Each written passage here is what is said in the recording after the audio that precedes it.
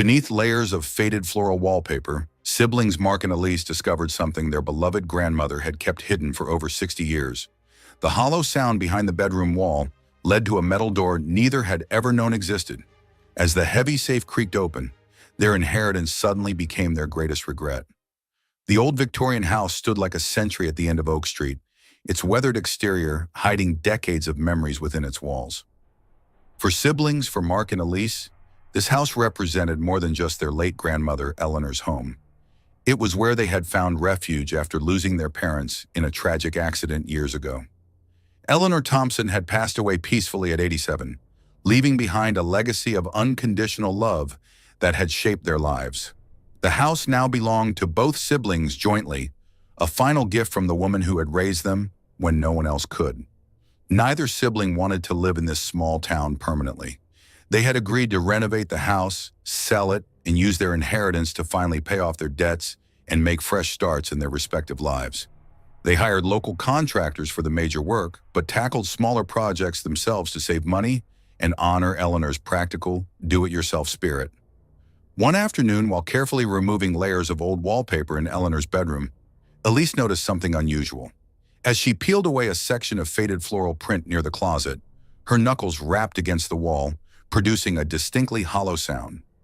Most of the walls in the house were solid, built in an era when craftsmanship mattered. This section sounded different. Curious, she called out for her brother. Mark appeared in the doorway moments later, his sleeves rolled up and dust covering his forearms from the cabinet he'd been sanding downstairs. Elise explained what she'd found, demonstrating the hollow sound. Mark's expression shifted from mild interest to focused attention as he knelt beside her and pressed his palm against the wall.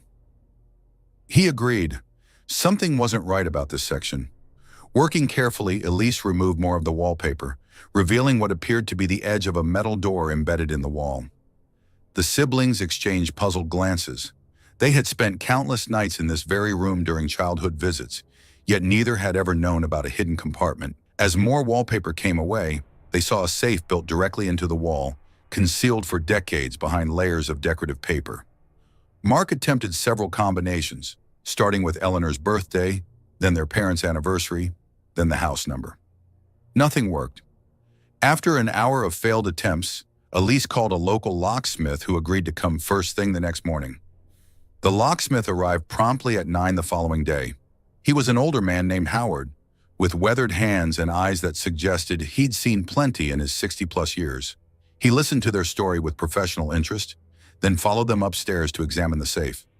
After several attempts, Howard unlocked the safe. The siblings held their breath as the locksmith stepped back, gesturing for them to do the honors. Mark gripped the handle and pulled. The heavy door swung open with a low creak, revealing the contents hidden away for what must have been decades.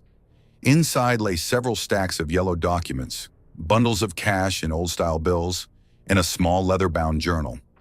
Mark reached for the journal first, its worn cover suggesting frequent handling. Opening it revealed page after page of handwritten notes, but the handwriting wasn't the familiar cursive they associated with their grandmother. On one page, the name Catherine Mercer appeared repeatedly, written as if someone had been practicing a signature.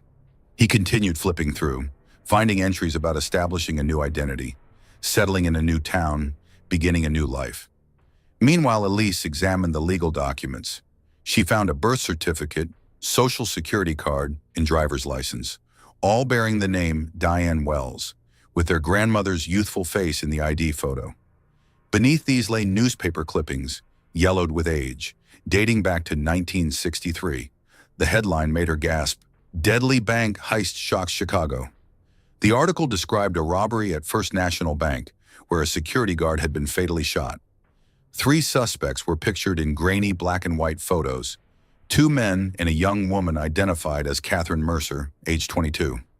Elise stared at the photo, her hands trembling. Despite the poor quality and 60 years of aging, there was no mistaking the young woman's face. The high cheekbones, the slight tilt of the eyes, the determined set of the jaw. It was Eleanor, their grandmother. Mark looked over her shoulder, his face draining of color as he made the same connection. That evening, surrounded by the contents of the safe spread across the dining room table, the siblings pieced together the astonishing truth. Eleanor Thompson had once been Catherine Mercer, involved in a deadly bank robbery in Chicago. She had somehow escaped with her share of the money and created an entirely new identity. The cash in the safe, nearly $300,000 in old bills, appeared to be part of what had never been recovered from the heist. Both siblings sat in the kitchen in silence, stunned at the revelation. Their debate began quietly but grew more intense as the night wore on. Mark argued for keeping the discovery private. He insisted that regardless of her past, Eleanor had lived an exemplary life for the past 60 years. She had raised them lovingly after their parents died, volunteered at the local hospital, and helped countless people in the community. What good would come from exposing her now? Elise wasn't so sure.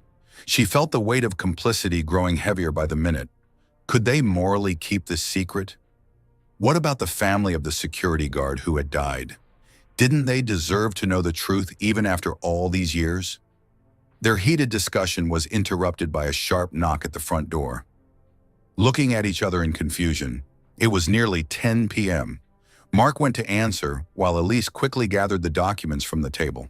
Standing on the porch were two people in dark suits who immediately identified themselves as federal agents. The man explained that they were investigating a tip regarding evidence connected to an unsolved bank robbery from 1963. In that moment, the siblings realized what had happened. Howard had tipped off the federal agents. The agents later explained that Howard was a boy and had been in the Chicago bank with his mother that fateful day. He had never forgotten the face of the young woman who had pointed a gun at them, ordering everyone onto the floor. When he recognized the name Catherine Mercer among the documents in the safe, along with the old currency, he had reported their discovery immediately after leaving the house. What followed was the rapid unraveling of everything the siblings thought they knew. The FBI confiscated the money as evidence in a 60-year-old crime.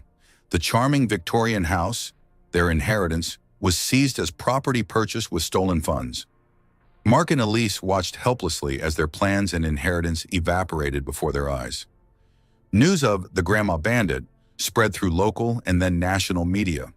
But perhaps worst of all was the destruction of their cherished memories. Every warm recollection now came with questions they couldn't answer. Had Eleanor's love for them been genuine? Had she ever truly regretted her crimes or only feared discovery? Why had she kept the evidence instead of destroying it long ago? As they packed their few personal belongings, Mark and Elise avoided talking about what they had found. The shock was still too raw, the betrayal too profound. But in their silence, they reached one unspoken agreement. They should have never opened that door to a past better left, sealed away behind faded floral wallpaper. And as they drove away from the house one final time, both wondered the same thing. If they could go back to that moment of discovery, would they have simply replaced the wallpaper and left the secrets of Catherine Mercer locked away forever? And what about you? If you discovered a dark secret about someone you loved after they were gone, would you reveal the truth or protect their memory?